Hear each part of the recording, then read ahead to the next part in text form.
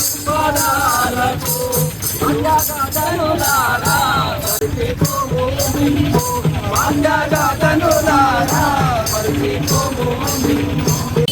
మంది నిరుపేద కళాకారులు మరి వారి పనులను సైతం వదిలిపెట్టి వారి కుటుంబాలను సైతం వదిలిపెట్టి త్యాగాల బాటలో నడిచి మరి ఆనాడు రాష్ట్రాన్ని సాధించిన తర్వాత మరి గతంలో వచ్చిన ప్రభుత్వం ఈ ఉద్యమ కళాకారుల ఆశలను అనగదొక్కి మరి 10 సంవత్సరాలు వాయిదా వేసింది. మరి అటువంటి పరిస్థితి కాకుండా ఈనాడు ఈ ఉద్యమ కళాకారులు ఆనాటి వారిని ఎందరున్నారో అందరినీ కూడా చేరదీసి వారు పేద స్థితిలో ఉన్నారు, వారికి స్థలం కానీ ఆరోగ్య పరిస్థితి కానీ వారందరికీ చేకూర్చాలి. మరి గతంలో ఉద్యోగాల పేరిట ఇచ్చిన ఉద్యోగాలు నామమాత్రంగానే ఉన్నాయి.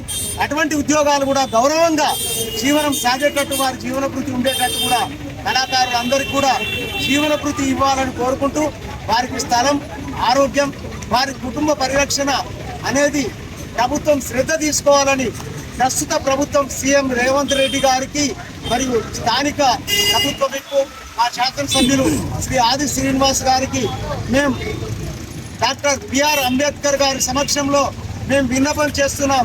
ఈ సాధనకై మీరందరూ కూడా పోరాడి తెలంగాణ ఉద్యమ కళాకారులను ఆదుకోవాలని కోరుకుంటున్నాం. ఈరోజు తెలంగాణ ఉద్యమకారుల ఫోరం రాష్ట్ర కమిటీ పిలుపు మేరకు వేములవాడ పట్టణంలోని డాక్టర్ బాబాసాహెబ్ అంబేద్కర్ గారికి కళాకారుల వినతి పత్రాన్ని సమర్పించడం జరిగింది.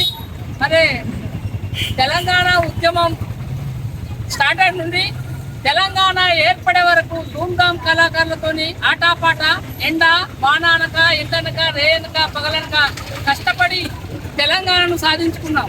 కానీ కళాకారులకు మాత్రం అన్యాయమే జరిగింది 10 సంవత్సరాలుగా.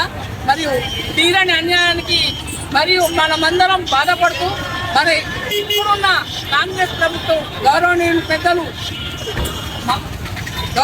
పెద్దలు ముఖ్యమంత్రి వర్యులు రేవంత్ రెడ్డి గారు ఇప్పుడు అసెంబ్లీ సమావేశంలో ప్రవేశ బిల్లు పెట్టి కళాకారుల ఏదైతే మేనిఫెస్టోలో వారు పొందుపరిచిన కళాకారునికి ఉద్యమ కళాకారులకు 250 గజాల భూమి లేక 25,000 గౌరవ వేతనం ఇచ్చే విధంగా సభలో తీర్మానం చేసి ప్రవేశపెట్టవలసిందిగా కోరుతూ ఆ కళాకారులందరం భావిస్తూ ఇప్పుడే వారికి వినతి పత్రం సమర్పించడం జరిగింది. ఈరోజు తెలంగాణ ఉద్యమ ఫోరం పక్షాన రాష్ట్ర లెవెల్లో బాబాసాహెబ్ అంబేద్కర్ గారికి వినతి పత్రం ఇస్తూ అసెంబ్లీలో ఉన్నటువంటి ఎమ్మెల్యేలు కానీ మంత్రులు కానీ ఈ యొక్క ముఖ్యమంత్రి రేవంత్ రెడ్డి గారికి తెలిసేలాగా ఈరోజు రాష్ట్ర లెవెల్లో ఇవ్వడం జరుగుతుంది.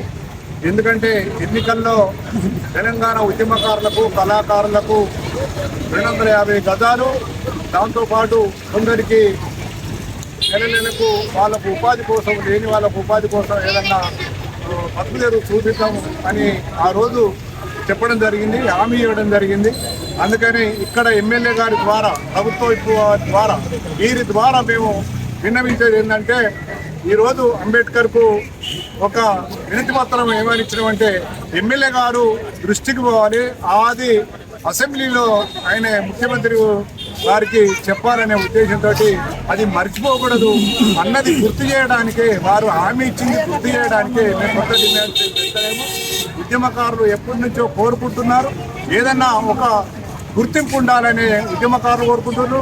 అట్లనే కళాకారులు ఎందుకంటే లిమిటెడ్ కళాకారులే ఉంటారు, కొద్దిమంది ఉంటారు కాబట్టి వాళ్ళకు ఉపాధి ఖచ్చితంగా చూపించాలని ఆనాటి టీఆర్ఎస్ గవర్నమెంట్ ఉన్నప్పటి నుండి కూడా మేము వినతి పత్రాలు ఇచ్చినాం, చెప్తూనే ఉన్నాము. వాళ్ళు పెడచెవిన వ్యక్తులు, వాళ్ళు మొత్తానికే పట్టించుకోలేదు. కాబట్టి ఇప్పుడన్నా ఈ కాంగ్రెస్ గవర్నమెంట్లో ఉన్నటువంటి ముఖ్యమంత్రి రేవంత్ రెడ్డి గారు ఖచ్చితంగా పట్టించుకొని వాళ్లకు ఉపాధి దొరికేలాగా ఏదో ఒక ఉపాధి ఉండేటట్టు మన తెలంగాణ గవర్నమెంట్ రావడానికి కోసం, అంటే తెలంగాణ రాష్ట్రం ఏర్పడడానికి కోసం ఎంతో శ్రమించుడు, పాటలు పాడిరు, ఆట ఆడిరు, ఎంతో పాటలు పాడి రోడ్ల మీద కొరడం కూడా జరిగింది.